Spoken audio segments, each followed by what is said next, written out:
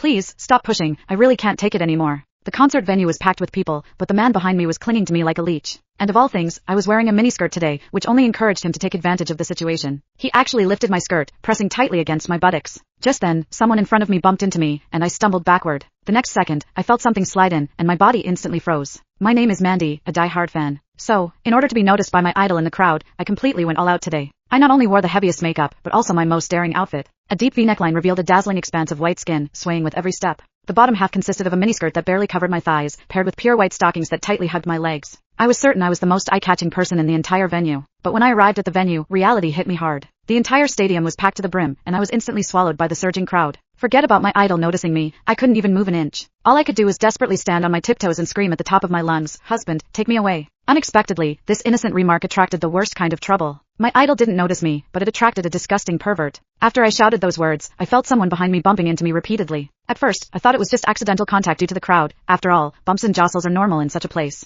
But the feeling became clearer and clearer. A hard object was repeatedly pressing against my buttocks, making me extremely uncomfortable. It was only then that I realized what had happened. I thought I had accidentally bumped into his hand, which he had placed behind him, so I quickly turned around, ready to politely apologize. I instinctively apologized, but he paused for a moment, then unexpectedly flashed a meaningful, mischievous smile. "It's all right, I'm happy to oblige." When I turned back around, pretending nothing had happened, I didn't expect him to become even more brazen, pressing himself against me. The force was more deliberate than before, so I had to force all my attention onto the idol, desperately trying to ignore the strange feeling behind me. But the man became increasingly bolder. The next second, he actually lifted my skirt and pressed himself tightly against me. Unfortunately, I was only wearing a thin strap dress that day, so my entire buttocks were completely exposed. I could clearly feel something directly touching my skin. I instinctively thought it was his finger, but then I realized something was wrong. I discovered that the warm, firm touch couldn't possibly be a finger. Instantly, my mind went blank. I had lived 20 years, and this was the first time a man had treated me like this. A wave of immense fear overwhelmed me, and every cell in my body screamed to escape. But the crowd was so dense, there wasn't a single gap. I was like a deer caught in the headlights, unable to move. I instinctively tensed my entire body, trying to resist the fear with my rigid posture. The moment my buttock muscles tightened, I inadvertently clamped down on that so-called finger, and a strange tingling sensation instantly spread through me, making my face flush. What confused me even more was that I didn't reject this feeling. In fact, deep down, a hidden sense of anticipation arose. The man behind me obviously took this as tacit consent, so he became even more audacious, repeating the action several times until the foreign sensation could no longer be ignored. I'm a sheltered college student, always following the rules, but today, at a crowded concert, I was manipulated by a complete stranger. Instantly, an indescribable feeling of humiliation surged through me. I wanted to cry out, but my throat felt like it was being squeezed by an invisible hand. I couldn't make a sound. Even worse, the force behind me pressed the thin strap tightly against my body, and a strange, sharp pain spread through my limbs, lingering stubbornly. The next second, I involuntarily let out a soft moan. The immense shame made me want to disappear on the spot, so I bit my lip hard, desperately suppressing the sound that threatened to escape, my throat aching. The deafening music and the frantic screams around me became his perfect cover.